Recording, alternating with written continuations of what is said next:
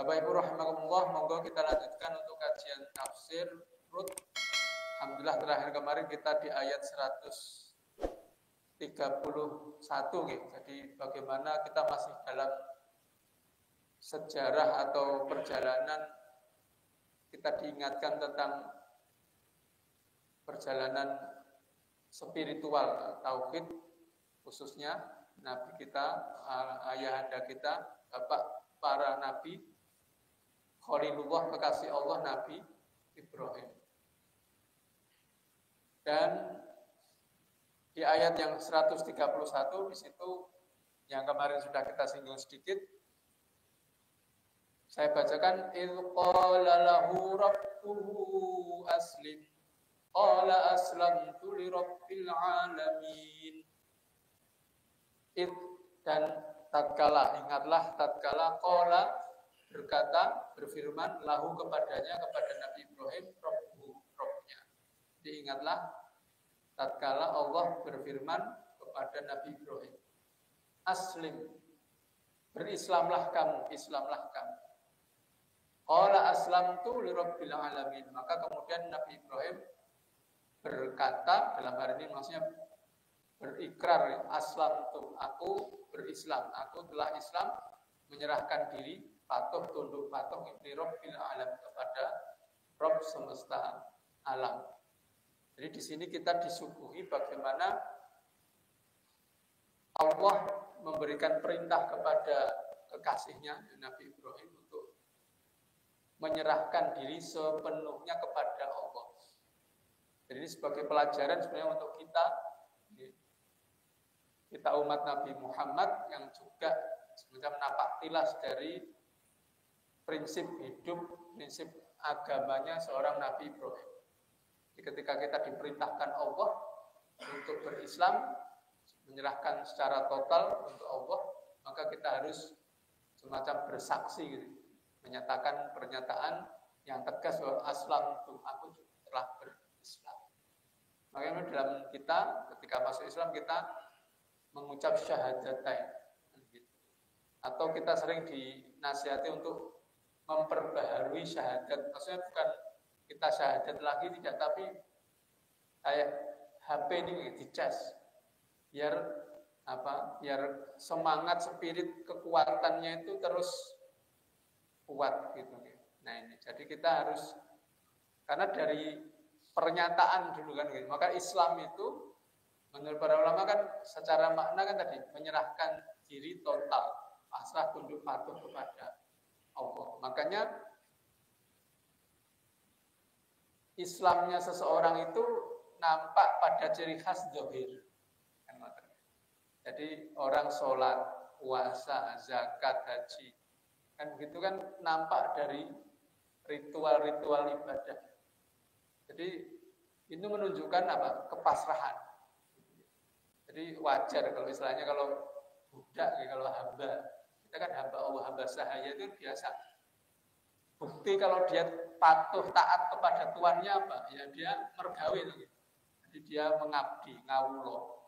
Namanya ngawulo kan ya ditunjukkan dengan sepak terjangnya, kelakuan perbuatan dan semacamnya itu. Jadi laden, ngawulan gitu. Jadi itu buktinya seperti itu. Maka sama ketika kita ini dalam agama Islam ini kita mengaku tunduk patuh kepada Allah, kita harus tunjukkan bentuk kepatuhan, ketaatan kita apa.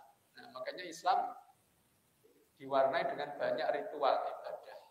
Disitulah semakin banyak ritual ibadah yang dilakukan oleh seorang yang mengaku Islam, maka ya semakin apa? Ya semakin kuat bukti keislamannya kan. Meskipun kita kemarin sudah singgung, Islam itu level yang terbawah kan gitu. Karena ada level di atasnya lagi iman ya. Islam, iman, ihsan gitu. Makanya ketika dalam tataran dohir, orang mungkin bisa saja memanipulasi, mengelabui. Maka ada istilah munafik gitu. Ya sholat podo, ya poso, ya podo, poso. Tapi ternyata jiwanya tidak sesuai dengan dohirnya, lahirnya apa? Batinnya tidak sesuai dengan lahirnya. Makanya orang yang beriman, ya lahirnya sesuai dengan batinnya. Dan kamus orang beriman, ruh spirit iman itu yang menggerakkan jasmani, kan gitu. Makanya alkohol hati itu kan jenderalnya, panglimanya tubuh. Jadi ketika hatinya baik, imannya baik, maka dohirnya, amaliyahnya baik. Itu sudah satu rumus gitu. Dan bisa dibalik ketika amaliyahnya tidak baik, berarti ada yang tidak beres pada hatinya, pada batinnya. Jadi kalau yang baik lahiriahnya belum jaminan kalau batinnya baik. Tapi kalau batiniahnya baik, itu jaminan pasti lahiriahnya baik. Nah, itu. Makanya kan kita selalu membersihkan hati, mensucikan jiwa. Itu kenapa? Karena semakin hati bersih, semakin jiwa itu murni, itu akan menggerakkan seluruh anggota tubuh untuk tadi mengabdi. Nah, itu. Makanya ketika bicara masalah iman, maka lebih khas pada amaliyah qalb, alam amaliyah hati. Apa seperti apa? Tawakal, yakin, gitu. Itu kan amalan hati, dan itu seperti apa? Parameter baru untuk ngeceknya sulit. Kalau yang lahiriah, yang dohir, kita moto kan bisa dicek. Yang sholatnya soyo suwe, soya ape kan gitu, bisa dicek kan gitu.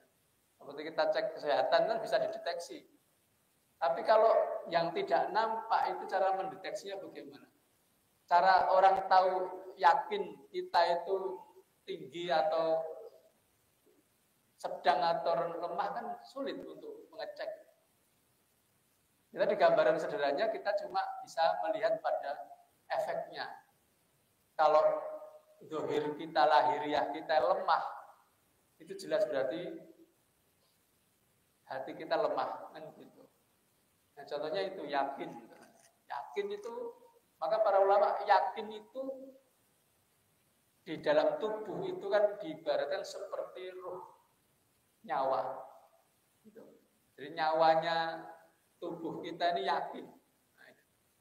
Berarti kan semakin kuat yakin kita, semakin hidup jiwa kita, diri kita. Makanya yakin itu, makanya itulah iman. Iman itu seluruhnya ya daripada yakin itu. Nah itu makanya itu termasuk tadi amaliyah hati itu kan iman. Karena ternyata seperti itu. Kalau kita mendalami maksud dari pernyataan para ulama seperti itu. Karena kalau kita semakin yakin, misalnya yakin pengen lebih surga, yakin surga itu ada, yakin itu kan semakin kuat keyakinan kita, semakin besar keinginan kita untuk mengejar surga itu. Nah itu ditambahkan pada amalan lahiriahnya kita. Kan gitu. Makanya orang yang pengen yakin betul pengen lebih surga, itu amalannya luar biasa. Berarti tadi kita nyandai, berarti awake yakinnya ora patiya kuat kan gitu. Nah itu kan rumusnya seperti itu. Nah itulah iman. Makanya meskipun di sini loh, berarti kan kita disuruh Islamnya, apa berarti Islam itu kan paling rendah. Itu untuk barometer gampangnya kan gitu, untuk mengecek orang itu taat patuh kepada Allah kan sing ketok moto ya Islam, dari Islamnya kan. Maka kenapa kita menghukumi itu dari yang kelihatan. Makanya kalau orang itu sholat, puasa ya Islam. Kan tidak bisa kita yakinnya biasa imannya sendiri kan tidak bisa dicek. Kan tidak bisa. Nah, makanya kan kenapa di sini diperintahkan untuk Islam? Ya karena dari Islam itu orang akan bisa dilihat dia tunduk patuh tidak. Cuma nanti akan percuma ketika Islamnya itu hanya di permukaan kan. Kalau dia ternyata berpura-pura ketok menampakkan keislaman tapi menyembunyikan kekafiran, ya itu percuma kan gitu. Makanya kan kita harus pahami di sini maksudnya bukan berarti terus cukup Islam di luarnya saja, tidak. Tapi maksudnya di sini kan kalau tunduk patuh total, makanya kenapa kita disebut Muslim? Karena memang selayaknya kita itu menyerahkan diri kita sepenuhnya, ya lahir batin semuanya kepada Tuhan kita, kepada Allah. Baik, maka terkait dengan ayat ini, kita meskipun ini perintahnya kepada Nabi Ibrahim, tapi secara tersirat ini perintah kepada kita juga kan gitu. Kalau kita mengaku mengikuti milah Nabi Ibrahim. Baik, Bapak Ibu rahimakumullah, selanjutnya monggo kita menginjak ayat berikutnya, ayat 132. Saya bacakan.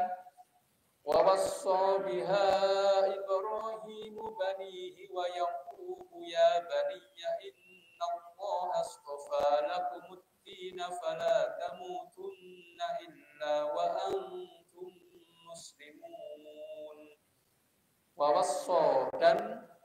wassa biha Ibrahim, dan mewasiatkan dengannya Ibrahim, dengan milah tadi, dengan agama, dengan Islam.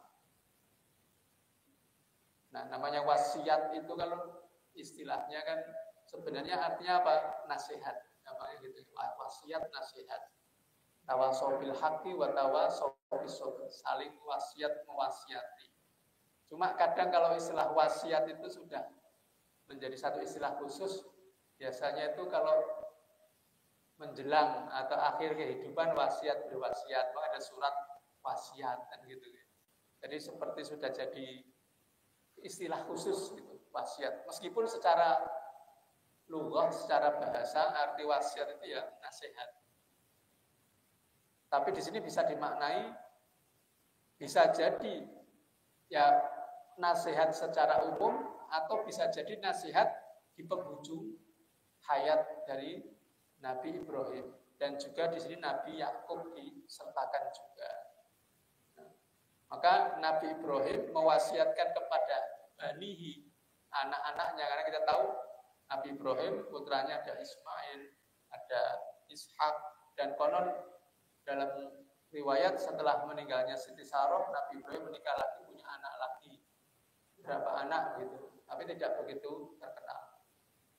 Nah, makanya di sini banihi, anak keturunannya, jadi banyak, tidak cuma satu dua. Nah, itu tidak cuma Nabi Ismail atau Nabi Ishak saja.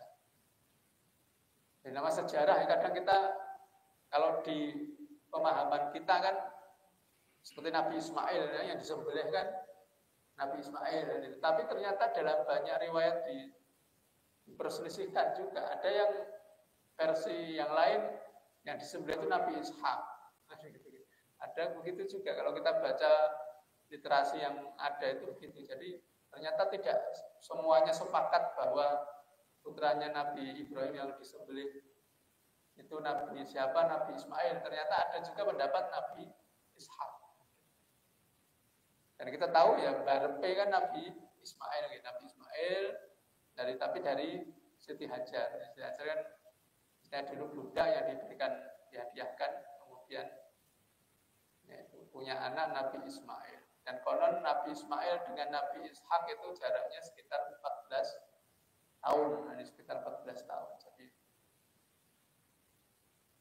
nah kemudian di sini disebutkan juga Nabi Yakub. Kita tahu Nabi Yakub kan cucu cicit dari Nabi Ibrahim, kita dari jalur Nabi Ishak, dari jalur Nabi Ishak. Nah, kemudian Nabi Yakub ini juga mewasiatkan kepada anak-anaknya. Kita tahu sejarahnya sampai dia dibandingkan dalam surat Yusuf itu. In ahada asyara kaukaba wa, jadi sampai Nabi Yusuf bermimpi ada 11 bintang sujud kepadaku. Ini ternyata itu takwil takwilannya kan 11 itu ya saudaranya. Jadi yang terkenal kan ada 12 putranya Nabi Yakub. Gitu.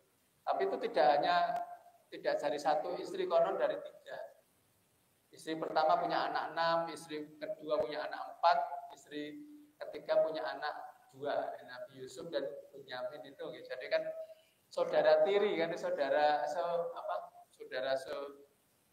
beda ibu. Gitu. Makanya kan ada kecemburuan, ada iren-irenan gitu. Nah, saudara kadang begitu gitu. Jadi itu ya tadi beda ibu atau kadang menunjukkan mana manusia. Gitu. Tapi prinsipnya tadi, jadi Nabi Yakub juga memberi wasiat yang sama seperti datuknya, seperti kakeknya Nabi Ibrahim, yang memberikan wasiat yang sama kepada para anaknya. Apa wasiat itu? Ya baniya, wahai anak-anakku, innallaha, sesungguhnya Allah istofa, telah memilihkan lakum, untuk kalian ad-din, agama. Itu maksudnya agama Islam. Jadi agama Islam itu sebenarnya bukan kita yang mencari, kita yang memilih, tapi Islam sudah dipilihkan oleh Allah.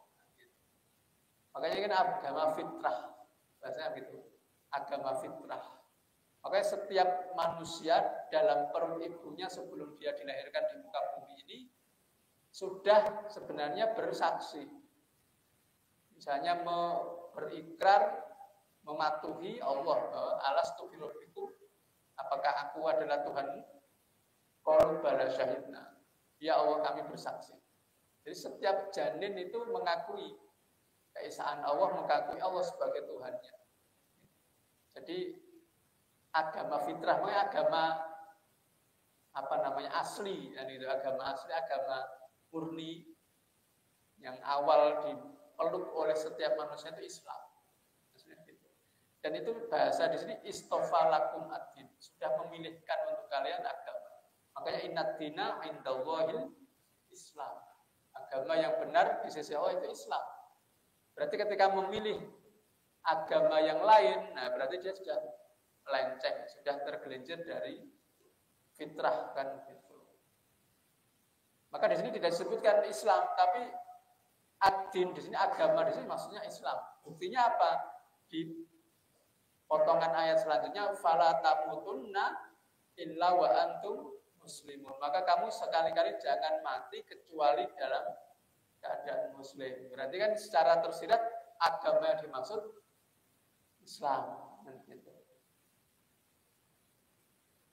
Makanya agama Islam itu kan nama sekaligus menunjukkan apa?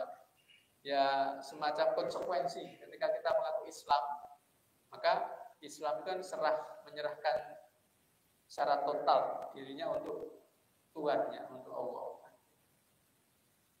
Maka nama yang disematkan status Muslim itu kan pemberian dari Allah. Nah, kita harus, maka ada istilah ana Muslim wa kafa. Aku Muslim dan cukup. Nah, cukup aku sebagai seorang Muslim.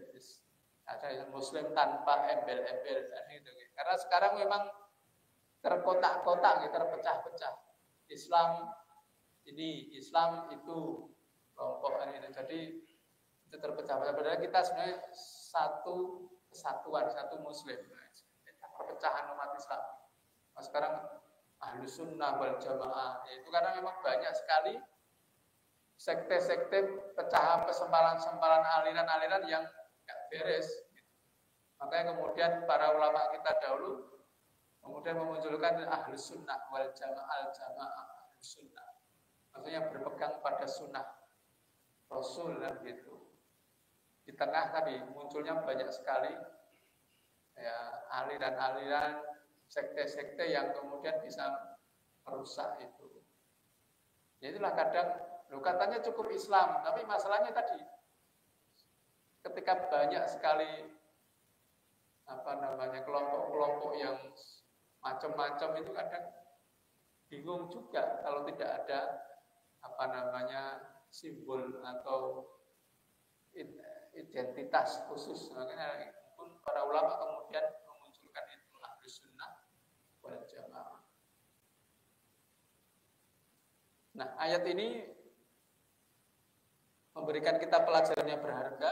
Kalau saat ini seorang nabi, seorang ayah punya keturunan, maka wasiat yang paling pokok kepada anak-anaknya adalah wasiat iman, wasiat Islam. Jadi untuk memegang teguh agama Islam. Gitu. Jadi kalau misalnya kita mungkin sudah sudah kok masuk usia-usia senja, ya monggo ini kita tanamkan betul kepada keluarga kita, anak cucu keturunan kita untuk apa? Untuk memegang teguh agama ini.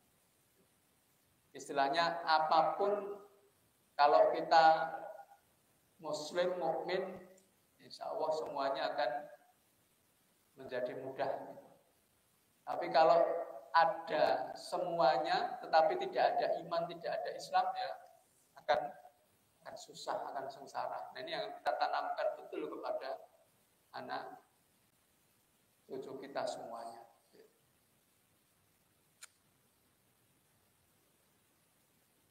Dan ini persis seperti dalam ayat yang kita sering dengar dalam khutbah Jumat.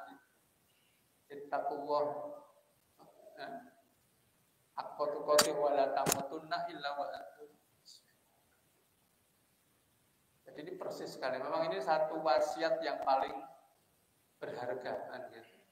Jadi kita tidak perlu mengkhawatirkan apa-apa pada anak turun kita selagi mereka memegang teguh keimanan dalam agama Islam.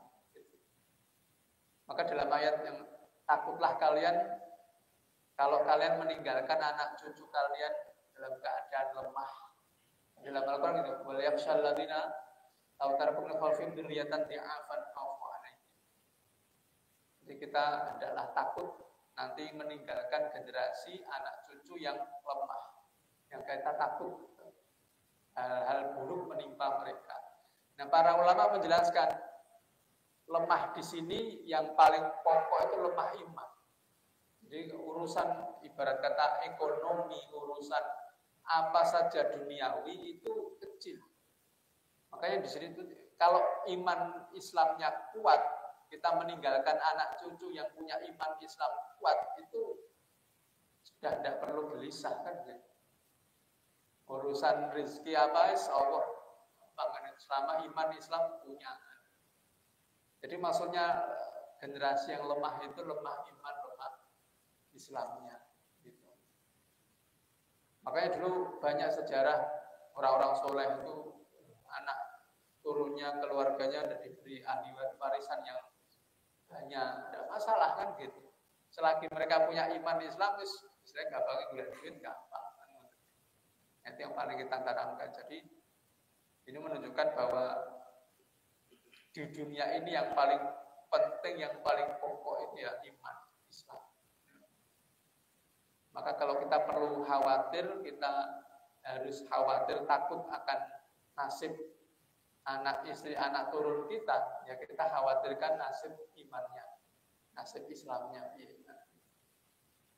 Jadi di sini menunjukkan tadi. Kedua, di sini berarti menunjukkan hegemoni kita. Ini kekuatan kita sebagai orang tua, sebagai kawam, sebagai kepala keluarga. Yang selama kita masih ada, ibarat kita bentengnya. Jadi anak, istri, keluarga, anak turun kita itu aman selagi kita masih ada kan. Jadi bisa semacam memberikan garansi. Tapi nanti kalau kita tidak ada, terus piye sapa sing jaga imane. Jadi sebagai orang tua, maka ku anfusakum wa ahlikum nar, jagalah diri kalian dan keluarga kalian. Berarti kan kita seperti tadi benteng ya, penjaga. Jadi selagi kita masih ada, kita sebenarnya bisa menjaga iman takwa, iman Islamnya keluarga kita. Maka ketika kita nanti sudah tidak ada, nah yang kita khawatirkan itu siapa yang menjaga benteng iman Islamnya keluarga kita. Makanya kita wasiatkan, kita pesankan, kita nasihatkan supaya jangan sekali-kali mati kecuali dalam keadaan Muslim. Meskipun kita tidak bisa menggaransi, tapi caranya, ya, tapi kan jalan-jalan itu terbuka, ikhtiar usaha kita ada. walladzina jahadu fina lanahdiyannahum subulana. Yang penting kita sungguh-sungguh jaga iman, jaga Islam, insya Allah akan mudahkan. Nah, bagaimana aspek-aspeknya, asbab-asbabnya, jadi jalaran-jalaran itu. Jadi kita biar imannya kuat, biar Islamnya kuat, biar caranya. Kalau kita bekali anak turun kita dengan agama, dengan alat-alat yang mendekatkan kepada agama, nah itu insya Allah itu lebih mendekatkan kepada tadi kematian yang husnul khotimah.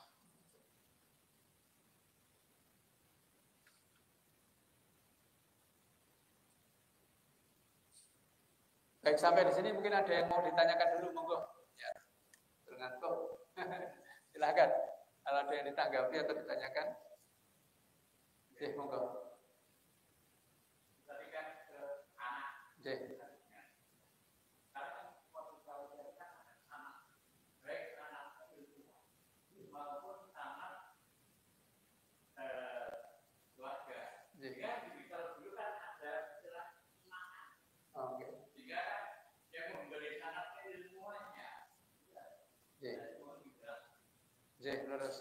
Jadi sanad, jadi bersambung turun temurun dari guru murid kan gitu. Jadi tradisi kan itu seperti tradisi atau kita bahasakan lingkungan. Kalau kita terbiasa dengan lingkungan ajar mengajar kan akrab gitu. Di sini alam seperti ini kan kita lepas gitu, dalam arti tidak di pondok, tidak di. Nah, kita bayangkan kalau semisal itu menjadi iklim lingkungan luar biasa. Maka betul saya teringat bahwa kita ini kan punya ilmu. Misalnya kita orang tua, kita kan punya ilmu. Maka ulama-ulama dulu itu menyarankan agar kita itu punya ilmu yang manfaat itu ada dua saran dari orang-orang soleh kita dahulu. Pertama apa? Ilmu kita itu kita tulis. Jadi kita menjadi penulis. Jadi seperti karya-karya ulama tafsir, ulama hadis, mereka menulis ilmu mereka tuangkan dalam tulisan. Kan gitu. Dan terbukti ilmunya kan mengalir terus sampai sekarang. Kemanfaatannya itu. Nah, pertama itu, kedua apa? Diajarkan. Nah, diajarkan itu kalau menulis kan mungkin dia diam, mulutnya diam tapi tangannya yang bergerak. Tapi dari situ orang bisa mempelajari ilmunya, mendapatkan manfaat dari generasi ke generasi. Dan itu yang memang paling efektif, paling luas jangkauan manfaatnya. Yang kedua, diajarkan. Nah, melalui kita misalkan kalau keluarga kita mengajarkan tadi melalui anak-anak kita ajari ngaji. Atau mungkin kita jadi guru ngajar tidak cuma anak-anak kita tapi juga anak-anak kampung, tetangga kita gitu. Dan memang itu tradisi orang-orang soleh dulu itu apa? Untuk supaya ilmunya itu bermanfaat. Dan biar bermanfaat supaya luas manfaat dari ilmunya itu dengan dua cara ini. Nah, itu. Meskipun sebenarnya paling minimal yang penting itu kalau kita punya ilmu kan kan bersaksi, menyaksikan jadi saksi, tapi juga bisa berarti hadir menyaksikan. Famang syahidah minkum syahro falyasum, barang siapa yang melihat dan maksudnya dia hadir di bulan Ramadan, ada dia menangi bulan Ramadan, maka adalah dia puasa kan gitu. Apakah kalian hadir menyaksikan tatkala hadoro Yakub al-maut, tatkala datang kepada Yakub kematian, maksudnya menjelang wafatnya, menjelang matinya wafatnya Nabi Yakub. Itqala libanihi, tatkala qala Nabi Yakub berkata libanihi untuk anak-anaknya, mata abuduna, apa yang kalian sembah min fa'ati setelahku, setelah maksudnya kepergianku, setelah wafatku. Qalu, anak-anak Nabi Yakub berkata, na'budu, kami menyembah beribadah ilahaka kepada ilah engkau Tuhanmu, wa ilah abaika dan juga Tuhan bapak-bapakmu Ibrahim, Ismail, Ishak. Ilah wahidah, Tuhan yang satu, Tuhan yang sama, gitu. Ya Tuhannya itu, ya Allah. Wa nahnu lahu muslimun, dan kami kepada Allah muslimun, menyerahkan diri kami sepenuhnya. Ini seperti menguatkan di ayat sebelumnya. Jadi, tapi ada yang menarik di sini. Kenapa kok kalian di sini siapa? Yahudi dan Nasrani. Ternyata ada sejarahnya, ceritanya. Jadi orang-orang Yahudi, orang-orang Nasrani itu versi mereka cerita kita diwasiatkan, diperintahkan nanti untuk beragama Yahudi, beragama Nasrani. Itu perintah nenek moyang kami, Bani Israel kan gitu. Israel itu kan ya Yakub ini kan itu Israel. Gitu. Maka Bani Israel itu Bani Yakub.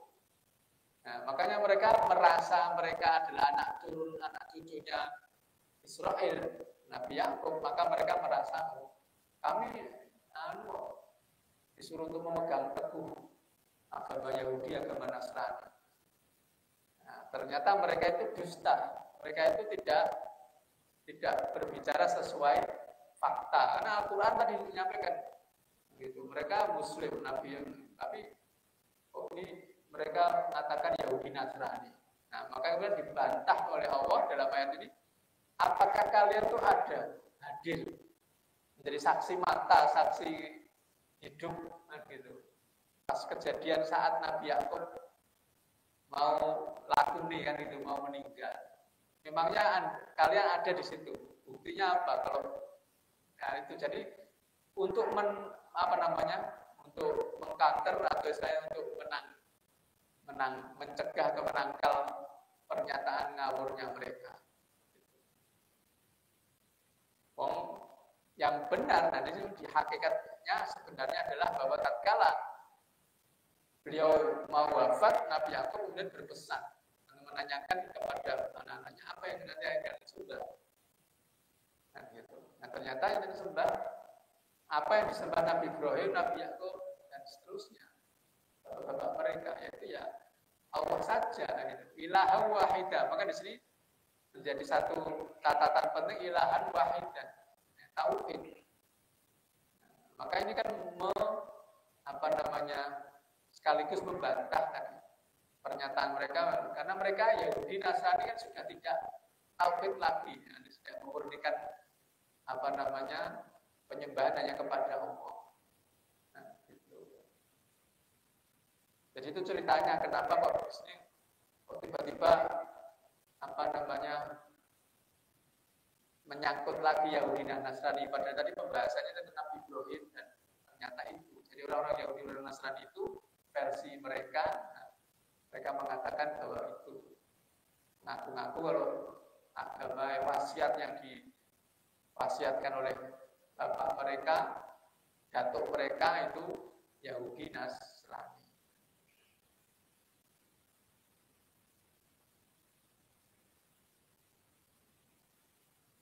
Satu ayat lagi, ini terakhir kita bahas di malam ini. Maka saya bacakan ayat 134. Tilka ummatun qad khalat laha ma kasabat wa lakum ma kasabatum wa la tus'aluna 'amma kanu ya'malun. Tilka itu, maksudnya itu umat itu telah berlalu, telah lewat. Laha baginya, bagi umat itu, maka sabat apa yang sudah diperbuat, sudah diusahakan. Walakum dan bagi kalian maka sabat apa-apa yang kalian usahakan juga, balasannya sesuai dengan apa yang kalian lakukan. Wala tus'aluna dan kalian tidak akan ditanya amma kanu ya'malun, atas apa-apa yang mereka kerjakan. Maka di sini sebagai semacam close statement, jadi penutup pernyataan bahwa ini cerita umat di sini kan bisa bermakna kelompok banyak, bisa bermakna satu. Nabi Ibrahim itu umat. Jadi kalau ini bicara umat sih, itulah ceritanya Nabi Ibrahim, ceritanya anak cucu Nabi Ibrahim, para nabi-nabi selanjutnya.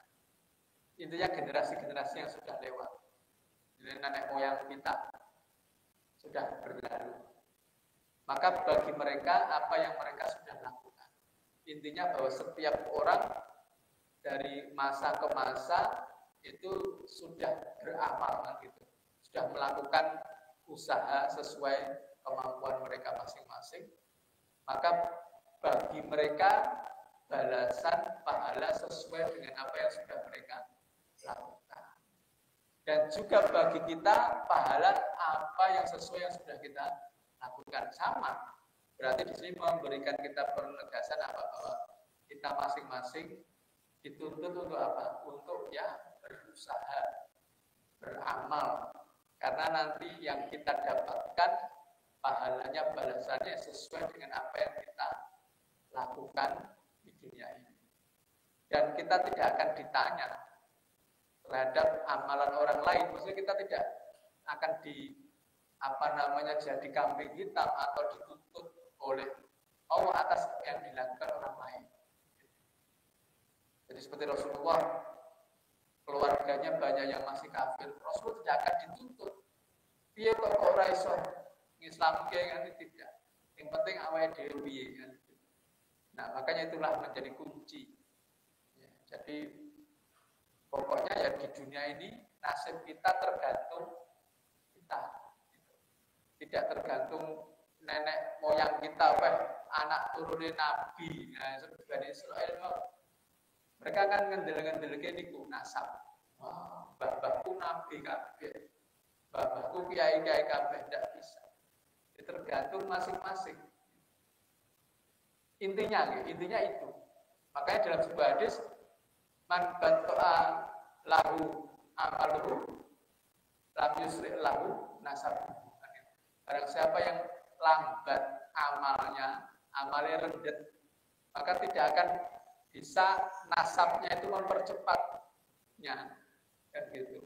Jadi kalau amalan kita tidak ada, awake dhewe anake kiai orang mungkin dan terus derajatnya tinggi, tidak bisa, tergantung amal dan perbuatan kan gitu.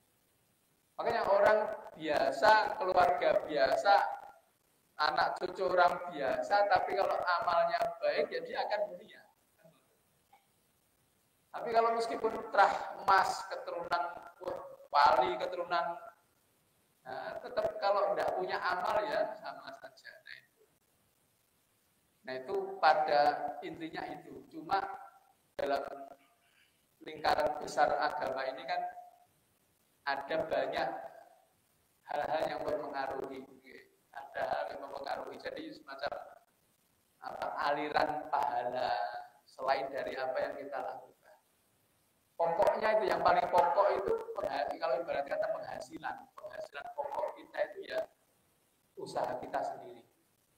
Lewat ini kita nanti dapat persenan, dapat bonus dari yang lain-lain itu cuma tambahan.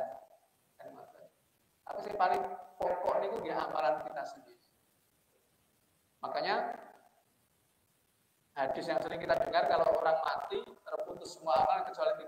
Nah ini kan yang menjadi pokok amalan kita itu sedekah jariyah, ilmu yang manfaat dan anak yang soleh. Karena ini ibarat kata usaha inti kita itu. Maka di dunia ini kita diberi Allah modal, misalnya harta, rezeki. Ya, ada harta pada umumnya ini kan sedikit banyak itu modal utama. Tergantung kita mau ngecake, misalnya itu. Misalnya kita diberi uang 1 juta oleh Allah modal 1 juta, terserah kita mau menghabiskan untuk apa kan. Makanya kan dalam Islam ada banyak pintu-pintu sedekah jariyah. Seperti tadi amal kan gitu. Ini sedekah juga sama, tapi ini sifatnya harta berarti yang ben orang teh pas awake mati entek. Ya caranya ben pas awake mati masih ada yang terus mengalir, itu tadi diwakafkan sedekah jariyah itu gitu. Misalnya kita bangun masjid, terus uang udah sholat ke masjid, pahala mengalir kita terus, saya begitu.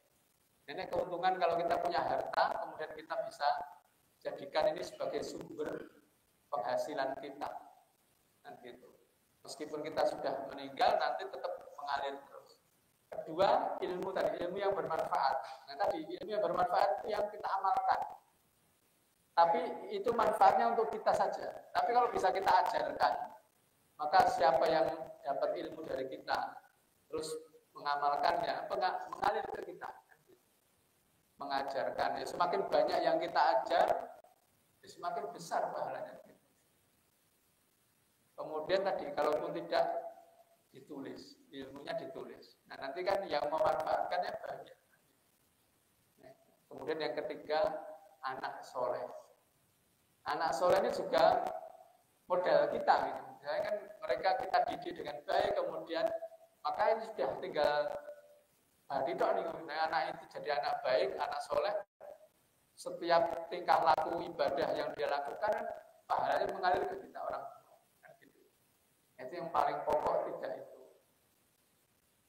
Tapi dalam Islam bisa ditambah, bisa ada tambahan-tambahan. Tambahan-tambahan itu istilahnya bonus. Seperti apa? Seperti doa saudara kita didoakan, dimohonkan ampun oleh saudara kita sama muslim, dapat tambahan. Nah itu jadilah. Jadi insya Allah tadi kita optimis bahwa insya Allah kalau kita mendapat banyak pahala itu ya, maka tadi walakum maka satu dan bagi kalian balasan apa yang kalian lakukan.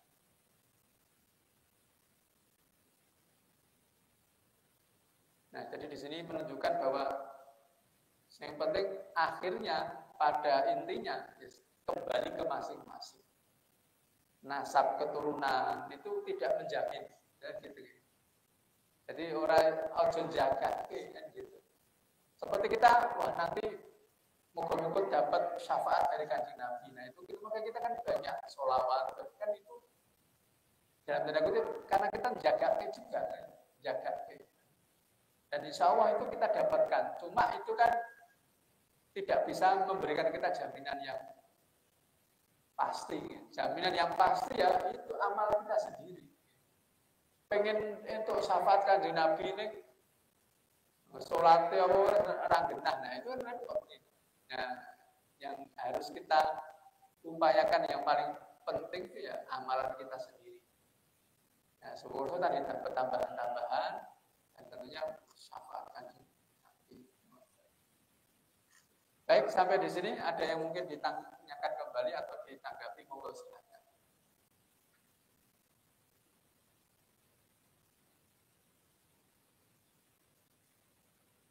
Baik, sebelum saya akhiri, mungkin ada sedikit tambahan. Jadi dari ayat terakhir ini, jadi umat Islam terpetakan menjadi 3. Ahlus Sunnah, kemudian ada Jabariyah, ada Mu'tazilah, ada Qadariyah. Jadi amal kita beramal itu kan kalau menurut Ahlus Sunnah itu kita itu di tengah-tengah. Kita bukan robot. Robot itu kan disetir. Jadi kita melakukan sesuatu itu kan kayak dipaksa, ada yang memaksa. Gitu. Kita bukan begitu. Kita ini bebas, kita mau berbuat apa saja itu bebas merdeka. Memilih apa saja itu tidak dipaksa. Tetapi apa yang kita lakukan itu juga bukan kita ciptakan sendiri. Sudah ada catatannya, cuman seperti kita ya tidak tahu catatan kita apa, hingga kita melakukan sesuatu itu seperti melakukan sesuatu yang baru. Tapi sebenarnya itu bukan kita yang menciptakan. Nah itu kita di tengah-tengah itu. Kalau Jabariyah itu kita itu seperti robot. Jadi orang-orang Jabariyah itu nanti protes. Jadi orang manusia itu tidak bisa dihukum.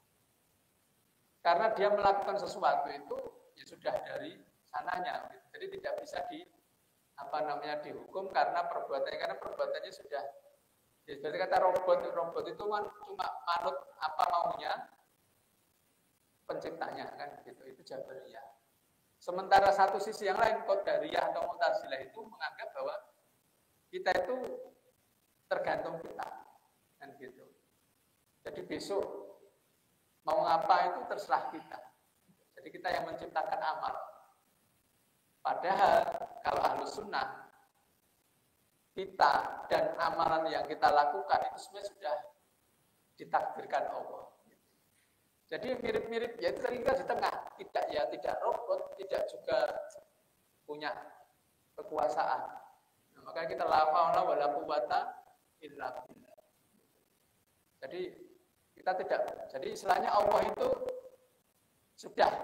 sudah men-setting kita seperti apa. Cuman itu kan ilmunya Allah, kita tidak tahu. Jadi paribasan di dunia ini seperti kita melakukan ya bebas merdeka. Cuma semuanya itu sudah ada garis catatannya di sana. Jadi yang menunjukkan dari maka kita akan mendapatkan balasan sesuai yang kita lakukan. Karena yang kita lakukan itu tidak dipaksa Allah. Kita suruh milih, diberi pilihan oleh Allah. Nah kalau kita milih yang benar, ya sudah kita akan mendapat balasan sesuai itu. Meskipun nanti pada akhirnya dibuka lauhul mahfuz ya itu sebenarnya sudah ada. Bagi Allah itu mudah. Ya kita mau apa lagi, mau protes Allah yang menciptakan kita, masuk robot protes ke penciptanya kan tidak mungkin. Tapi bedanya robot itu tidak bisa mikir. Nah kalau manusia bisa. Beda. Ya mungkin itu tambahan terkait dengan ayat ini. Insya Allah nanti kita lanjutkan di pertemuan berikutnya. Mungkin masih sedikit membahas ayat ini dan lanjut ke ayat-ayat yang berikutnya. Ya, maka ya Bapak Ibu rahimakumullah, semoga yang kita pelajari di malam ini menambah ilmu, wawasan keislaman kita, dan semakin bertambahnya ilmu semoga semakin bertambah amal dan juga meningkat pula iman takwa kita, dan kurang salahnya mohon dimaafkan. Monggo kita akhiri pengajian malam ini dengan membaca doa kafaratul majlis. Subhanakallahumma wa bihamdika asyhadu an la ilaha illa anta astaghfiruka wa atubu ilaik. Akhirul kalam bila taufiq wal hidayah. Wassalamualaikum warahmatullahi wabarakatuh.